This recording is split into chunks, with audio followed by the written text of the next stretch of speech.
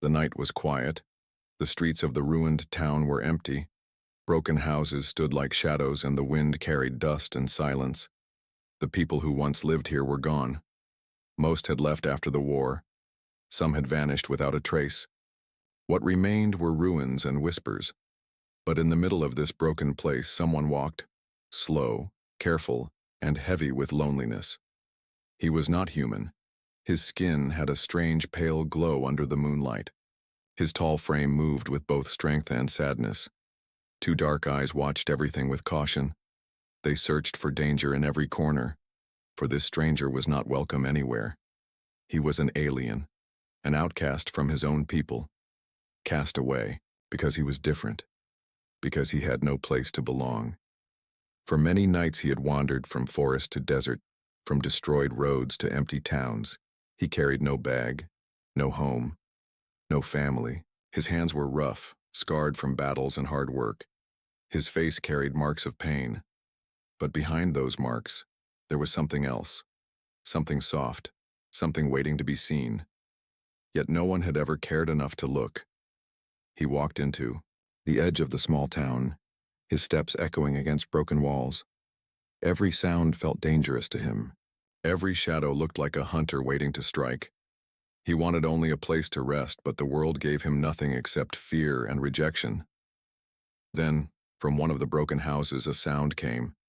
It was not the growl of an animal or the call of an enemy. It was a voice, small and clear. "Are you lost?" the voice asked. The alien stopped, his sharp senses ready. He expected a soldier or a hunter, but what he saw was something different. A little girl stood in the doorway, her hair messy, her dress old, but her eyes bright like two small stars. She did not run. She did not scream. She only stared at him with curiosity. The alien felt frozen. He had met many humans before, and almost all had thrown stones, shouted, or attacked. But this child looked at him as if he was not a monster, as if he was only a stranger. "You need a home," the girl said, her voice calm as if she had known him all her life. The alien blinked, confused. Her words were simple but heavy. No one had ever said such a thing to him. He wanted to turn away. He wanted to escape, but his feet stayed still as if her voice had tied him to the ground. The girl stepped closer, her small feet crunching over broken glass. "My father needs a bride. I need a mom," she continued, her words innocent, yet strange and powerful. The alien's chest tightened. He did not understand. He did not know why this child spoke to him like family, but the way she looked at him, full of trust, full of hope, it made him hesitate. For the first time in years, he did not feel like prey. He did not feel hunted. Instead, he felt seen. The girl tilted her head, waiting for his answer, her little hands clutching the wooden frame of the doorway. The alien opened his mouth to speak, but no sound came. His voice was buried under years of silence and pain. "Come," she whispered. "Don't be afraid." Afraid, the alien thought. Yes, he had lived in fear for so long, but now it was different. Now he was not afraid of her. He was afraid of what her words could mean. Home, family, mother, bride. Words that belonged. To humans, words he had never believed could touch his life. Yet here they were, falling from the mouth of a little girl in the ruins of a forgotten town. The alien took a slow step forward. The ground cracked beneath his heavy feet. The girl did not move away. She smiled as if she knew something he did not. In that moment, the air changed. The night no longer felt empty. The silence no longer felt cruel. It was as if destiny had turned its eyes toward this broken place. An outcast alien, a lonely child, and a strange proposal under the pale moonlight. The alien did not know what would come next. He only knew one thing. The story of his wandering was no longer his alone. It had just crossed with the story of the little girl. And with her words, a door had opened, not of wood or stone, but of fate. The mysterious stranger was no longer just walking through ruins. He was standing at the beginning of something new, something dangerous, something powerful, and the world would never be the same again. The night was still. The ruins around the little house were silent. Only the broken windows whispered with the cold wind. The alien stood frozen, staring at the little girl who had just spoken words that twisted his heart in ways he could not understand. My father needs a bride. I need a mom. You need a home, she repeated softly, as if her childlike voice carried the weight of destiny. He wanted to turn away, to vanish into the darkness as he had done countless times before. But something stopped him. Perhaps it was the hope in her eyes, perhaps it was the innocence in her words, or perhaps it was because, for the first time, someone had not called him monster. The alien shifted uneasily, his tall figure casting a long shadow against the cracked wall. His voice had not been used in days, yet he forced himself to speak. "Why, do you say this?" he asked, his voice deep and rough like rocks grinding together. The girl tilted her head, her small face glowing in the moonlight. "Because it's true," she said simply. "You are alone. We are alone too, so we can fix it together." The alien blinked. Her words were too simple, too pure, yet they pierced through his guarded soul like sharp blades. He thought of his past, of the people who had banished him, who had said he did not belong, of all the homes that had closed their doors against him. The girl's hand reached out, tiny, fragile but steady. "Come inside," she whispered. "It's cold and you look tired." The alien hesitated. Suspicion burned in his mind. What if this was a trap? What if the father was waiting with weapons? What if kindness was just bait? But his body betrayed his thoughts. One slow step carried him forward, then another, until he stood at the door staring into the darkness of the little house. Inside, the walls were broken, the furniture was old, and the air smelled of ash and damp wood. But it was still a home, a place with warmth, a place where life still clung on. The girl pulled him inside with surprising courage, her small hand wrapped around his larger one, like a thread binding two worlds. He felt strange, a creature who had faced armies, who had survived deserts, now being led by a child. Then came a heavy sound, footsteps, slow and strong, from deeper inside the house. The alien's eyes narrowed, his body tensed, his instincts screamed at him to prepare for danger. And then from the shadows a man appeared, tall, broad-shouldered, his face carved with lines of hardship, his eyes tired but sharp. In his hand he carried a weapon, old but deadly, pointing directly at the alien. The little girl jumped between them at once. "Father, wait," she cried, spreading her arms. "Why, he is not a monster, he is lost, like us." The father's jaw tightened. His eyes flicked from his daughter to the strange figure in front of him. "Move aside, child," he growled, his voice low, filled with both fear and anger. "You don't know what this thing is." "He is not a thing," the girl shouted, back, her small voice shaking but firm. "He needs a home, we can help him." The alien stood still, his heart pounding. He had been here before, facing humans with weapons, facing fear and hatred. But never before had someone stood in front of him to protect him. Never before had anyone risked themselves for his sake. The father's finger tightened on the trigger. The alien braced himself, waiting for the sound of death. Yet in that fragile moment something shifted. The father's eyes met his daughter's, and for the first time, he saw something different there, one. Not just innocence, but a strange kind of wisdom. She was right. They were broken. Their lives were empty. Their house was falling apart. And though he feared this stranger, he also knew loneliness. And loneliness was a poison they had all been drinking. "Why should I trust you?" the father demanded, his eyes locked on the alien. "Why should I allow you in my home?" The alien lowered his head slowly, his deep voice rumbling. "Because I have nowhere else," he said, the words heavy, each one falling like a stone. The father hesitated, his weapon still raised, his heart fighting between fear and pity, between protection and compassion. The girl clung to her father's arm. "Please," she begged. "He is different, but he can stay. He can help us. He can be family." Family, the word echoed in the alien's ears. Family, a word that had been denied to him, a word that had become only a dream. Could it be true? Could he belong here? Could this broken house and these broken people become his world? The silence stretched, heavy and tense. Then slowly the father lowered his weapon, his eyes never leaving the alien's face. "This is madness," he muttered. "But, for her sake, you may stay." The girl smiled wide, her joy lighting up the darkness, and the alien felt something he had not felt in years, something that burned softly in his chest. Hope. He was still afraid. Afraid of rejection. Afraid of betrayal. Afraid of what his presence might bring. But as the girl took his hand again and led him to sit inside the small broken home, he allowed himself a thought he had not dared to dream. Maybe, just maybe, the words of a child could build what war and exile had destroyed. Maybe a stranger could become more than a stranger. And maybe a home was not just a place but the people who refused to let you walk alone.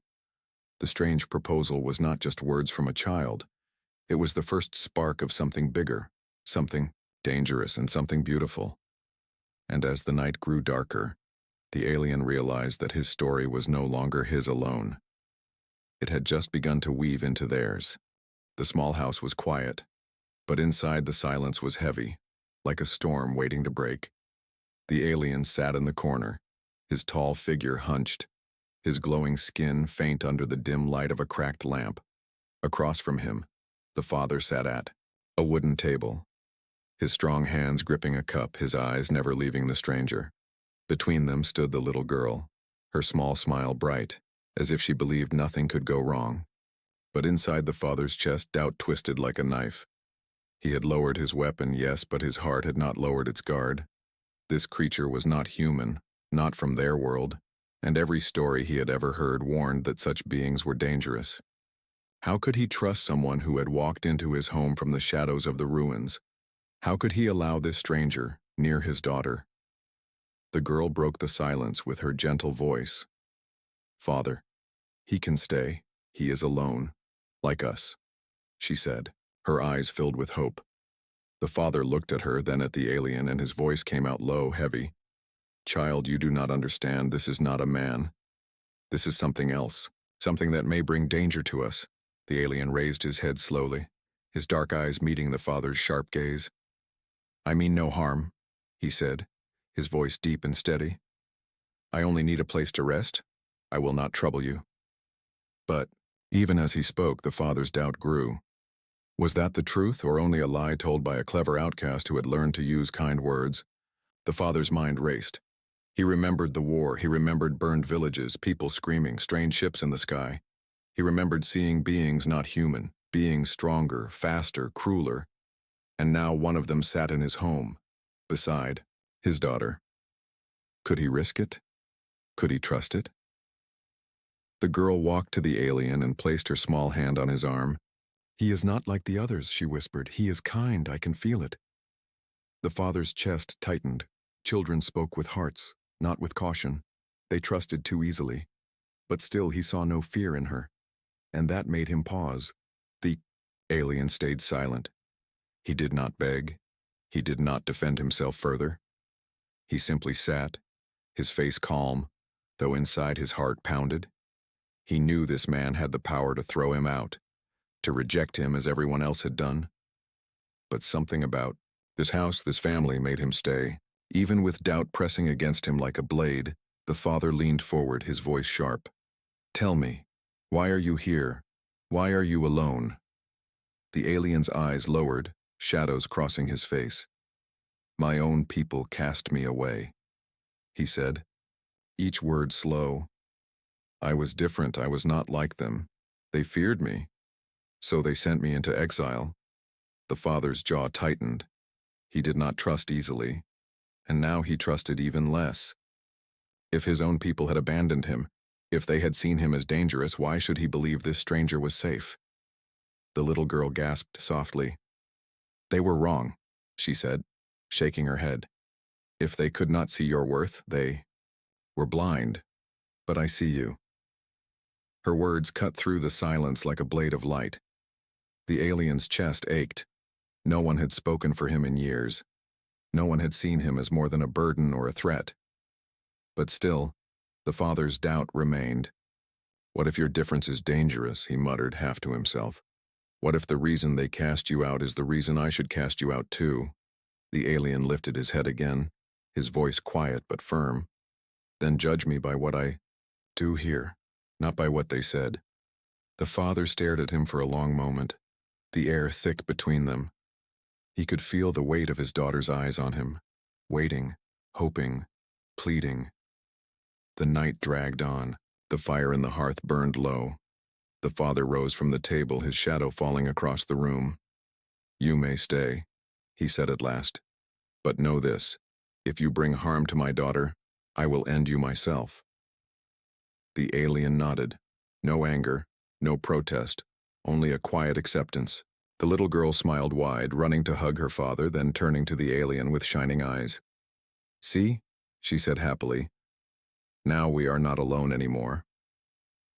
The father looked at her joy, and for a moment his heart softened, but still, doubt lingered like smoke.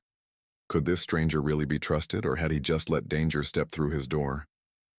As the girl drifted to sleep that night, curled in a blanket near the fire, the father sat awake, his hand never far from his weapon.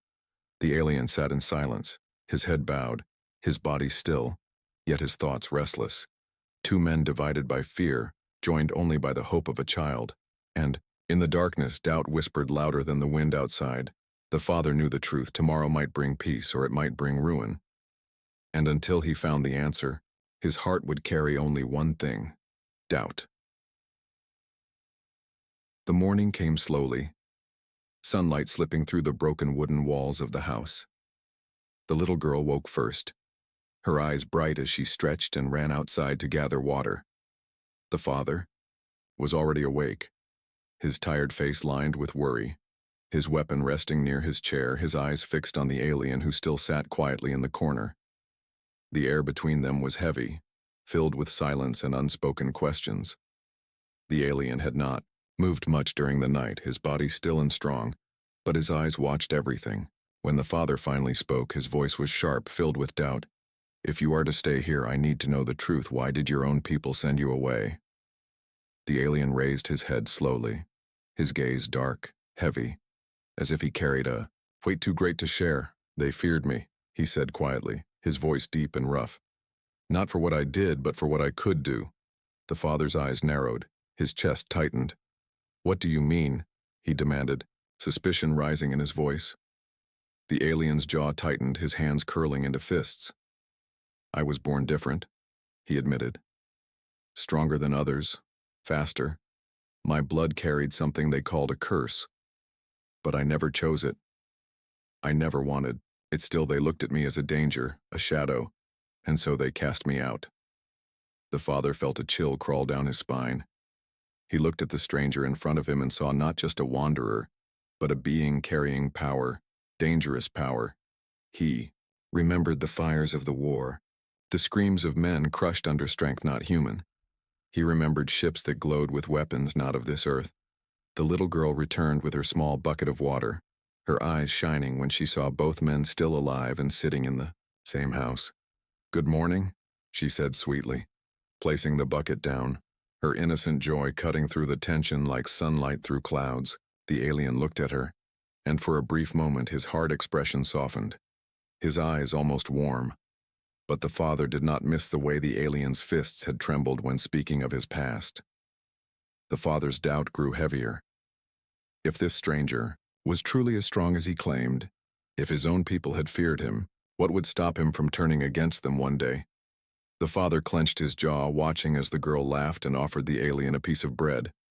He took it slowly, carefully, almost shyly, as if the simple kindness was too much for him.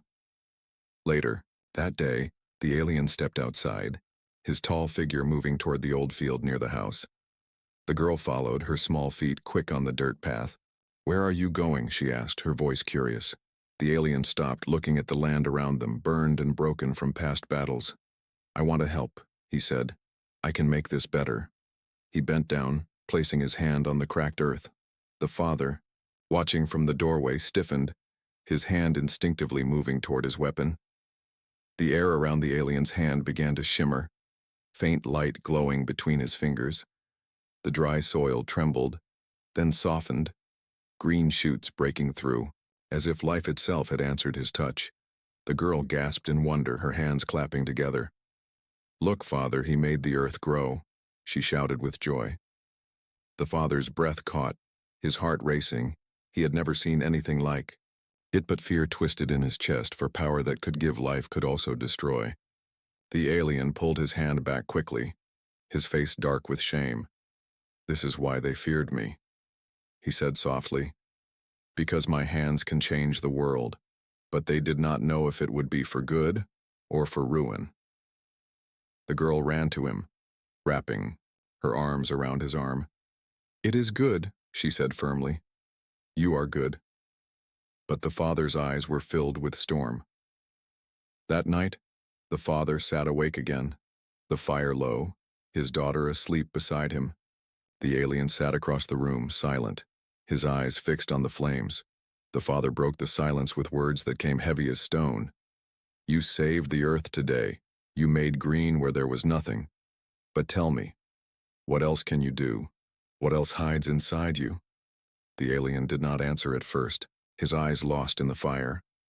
Finally he spoke, his voice quiet, almost a whisper. "I can protect, I can heal, but I can also destroy." The father's stomach turned, his heart weighed down with fear. He wanted to send the stranger away, to close the door, to protect his daughter from the unknown. But when he looked at her sleeping face, so peaceful, so full of trust, he knew he could not break her hope. The alien lowered his head, shame heavy on his shoulders. "I do not want to be a weapon," he murmured. "I only want to belong." The father stared at him, torn between fear and pity. Every instinct told him to drive the stranger out, yet something deeper whispered another truth. Perhaps this outcast was not here by chance. Perhaps their lives had crossed for a reason. But even as the thought flickered, doubt returned sharper than ever, because secrets were dangerous. And this alien's secret was the most dangerous of all. Days began to pass slowly in the little broken house. The alien stayed quiet but steady, his presence like a shadow that never left.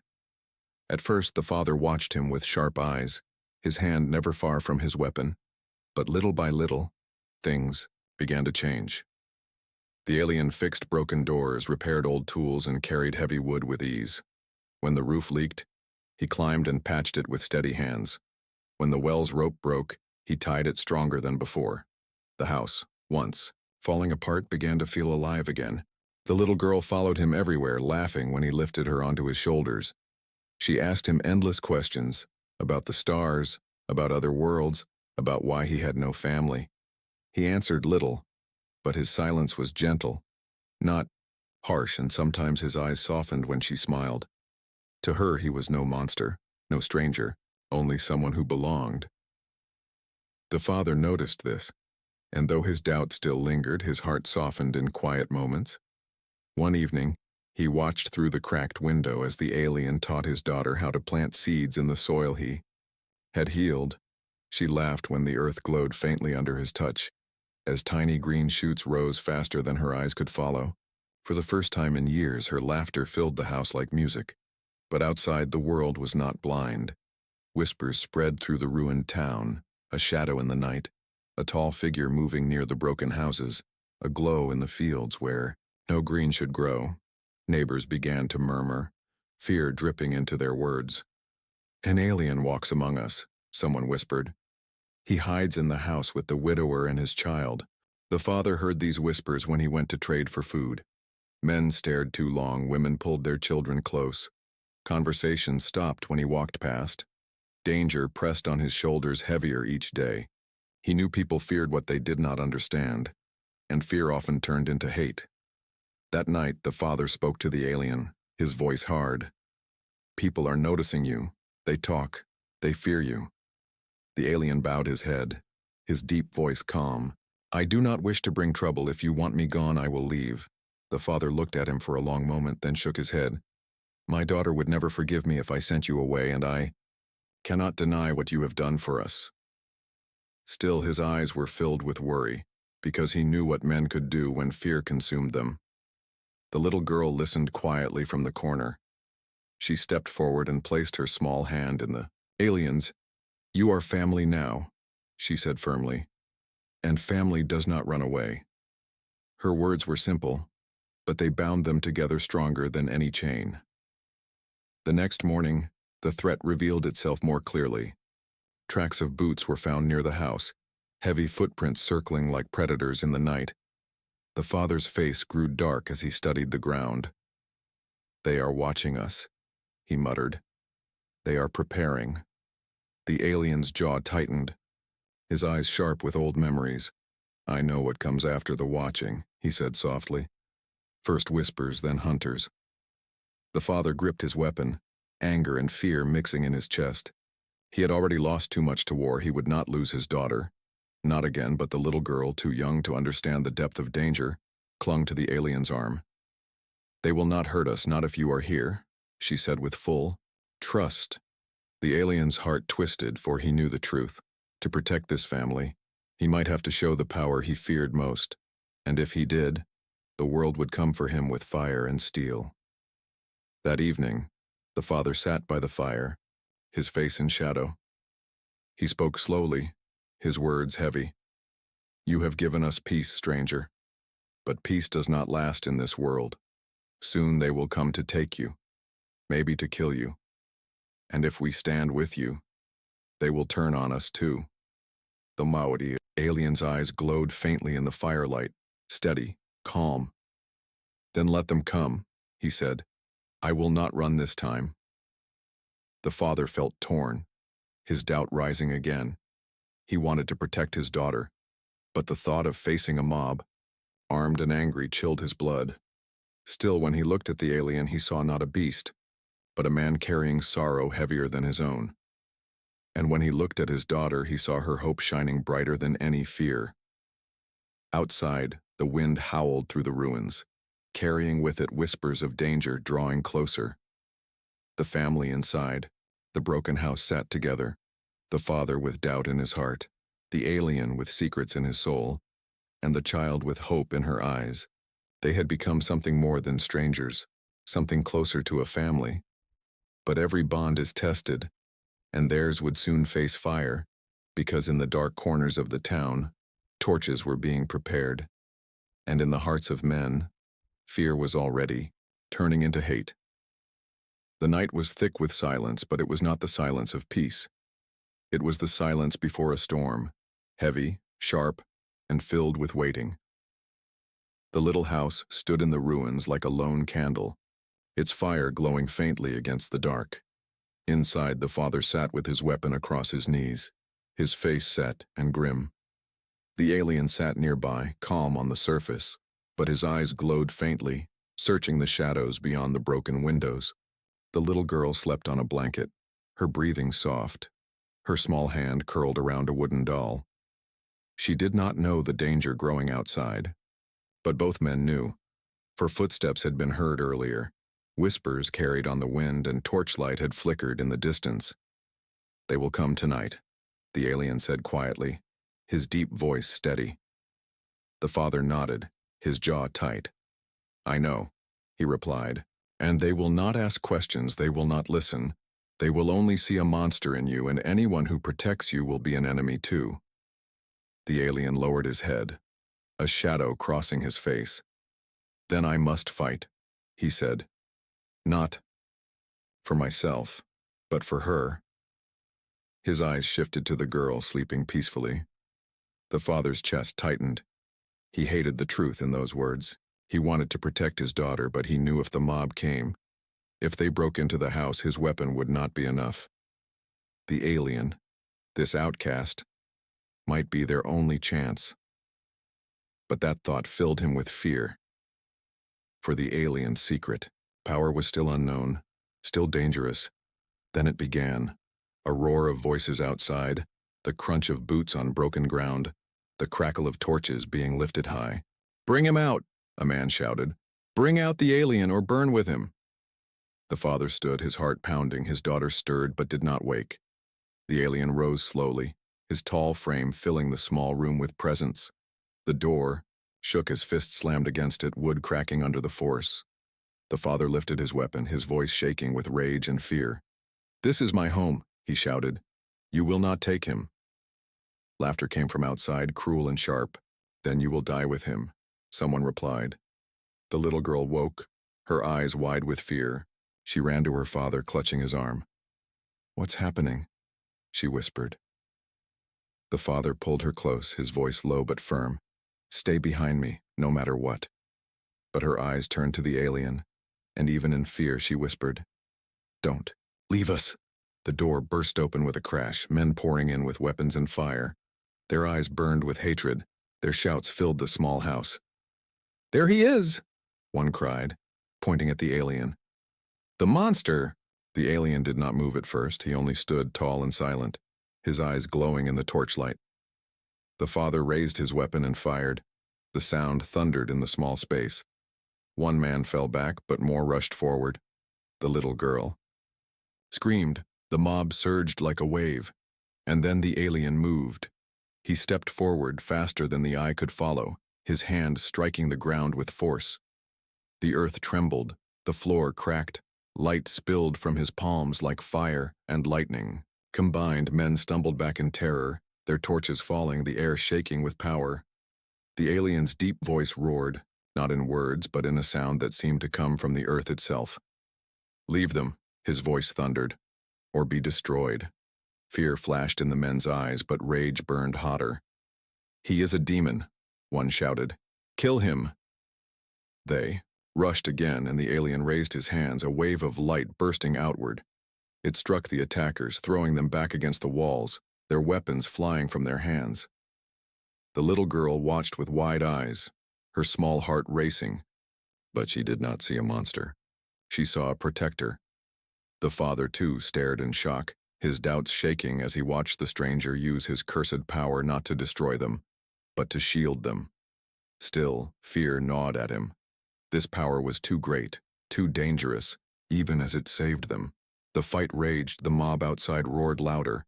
More men pushed in, torches blazing, weapons raised. The alien fought like a storm, each movement strong, each strike filled with the force of something beyond human. But with every burst of power, his body grew heavier, his breaths deeper, the weight of his exile pressing against him. The father fired again and again, protecting his daughter with his own strength.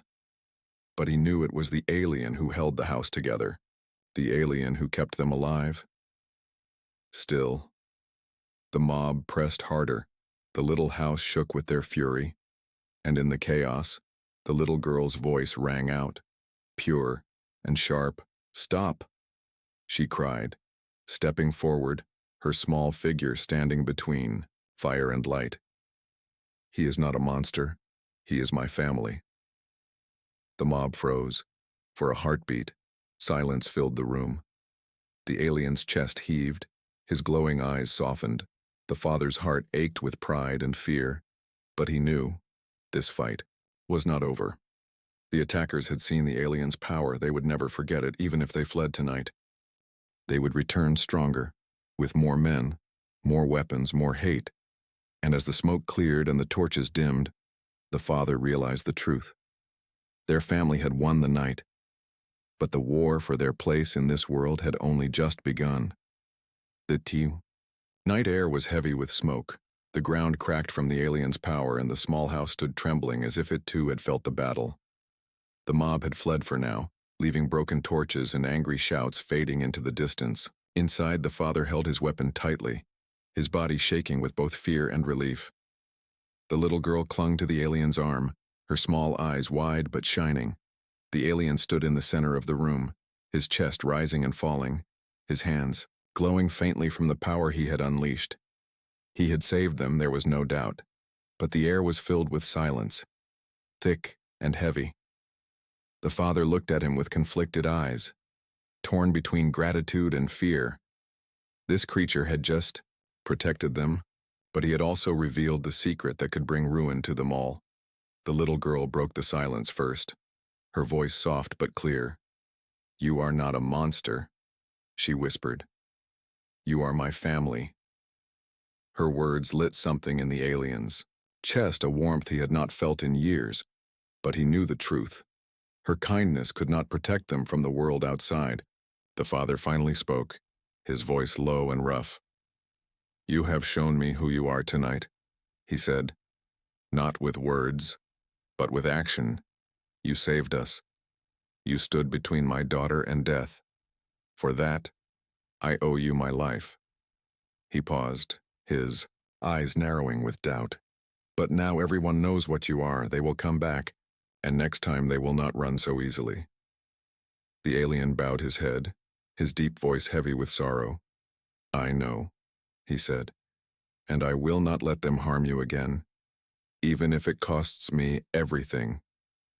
The father's chest tightened at those words. He had spent years carrying pain, years protecting his daughter alone. But now this stranger, this alien, had stood like a shield in front of them. Still, he could not silence the fear that lived inside him. Fear of the power that had shaken the earth beneath his home. That night none of them slept. The fire burned low, shadows danced on the walls, and silence filled the small house. The girl finally drifted into dreams, her small hand holding tightly to the alien's sleeve, as if she feared he might vanish.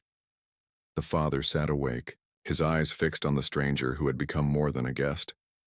At dawn, the alien stepped outside, the world painted in pale light. The ruins stretched far, empty and cold, but his eyes were fixed on the horizon. He knew what was coming. Men would return stronger, and perhaps even soldiers would follow. He had a choice to make: to stay and risk the destruction of this family, or to leave and carry his exile once more. The father joined him, standing beside him in silence. For a long time neither spoke, until finally the father asked, "Will you run, like before?" The alien shook his head, his voice steady. "No. Not this time. I have run all my life. But here I found something worth standing for." The father studied his face, the truth in his words clear, and though fear still lingered, something stronger began to rise. Trust, fragile, but real. "You are dangerous," the father said, his voice quiet. "But so is this world, and I cannot deny the truth. My daughter has chosen you, and perhaps so must I." The alien's eyes softened, a rare warmth breaking through the shadows. "Then we stand together," he said. When the little girl awoke and found them outside, she ran and wrapped her arms around both. Her laughter filled the air like sunlight breaking the clouds. For her, the choice had already been made to come. They were her family and nothing else mattered. But fate did not rest. That evening the mob returned. This time larger, louder, with more weapons and more hate. Torches lit the ruins like fire in the night. Voices roared with fury. "Bring out the alien," they demanded, "or we burn the house and all inside." The father stood at the doorway, weapon in his hand, his body trembling but his eyes hard. The alien stepped forward, tall and steady, his shadow stretching long in the firelight. He knew this was the moment, the choice he had to make. If he used his full power, he could destroy them all. But then the world would never stop hunting him. If he surrendered, he would die, and the family would be broken forever. He turned his head, his eyes meeting the little girl's. She looked at him with trust, with love, with hope that shone brighter than the torches outside. And in that moment, the alien chose not to run, not to destroy, but to protect, even if it cost him everything. He stepped out into the firelight, his deep voice echoing across the ruins. "You want me," he said, his tone steady. "Then take me, but leave them. They are innocent." The mob roared, but before they could strike, the father stepped out too, weapon raised high. "If you want him, you must go through me," he shouted. The little girl ran forward, her small voice cutting through the chaos. "He is my family," she cried, "and I will not let you take him." The mob froze, their fury shaken by the courage of a child. For a heartbeat, silence ruled. The flames crackled. The alien stood tall, the father unshaken, the child unafraid. In that silence, something shifted. The mob, once filled with fire, began to hesitate. Some lowered their torches, some turned away, doubt creeping into their hate. They saw not a monster, but a family standing together, and for the first time, fear lost its grip. The crowd broke, scattered into the night, their anger undone by what they could not destroy. The alien stood still, his chest heavy, his heart pounding. The father lowered his weapon slowly, his eyes filled not with doubt, but with respect. The little girl smiled, her arms wrapping around them both. The choice had been made. The alien no longer stood alone. He had a home. He had a family. And in their eyes, he was not an outcast, but a protector. And as the dawn rose over the ruins, the story of the stranger ended, not in exile, not in fear, but in belonging, for the little girl's words had come true. He had found a home, a father had found a partner, and a child had found her family.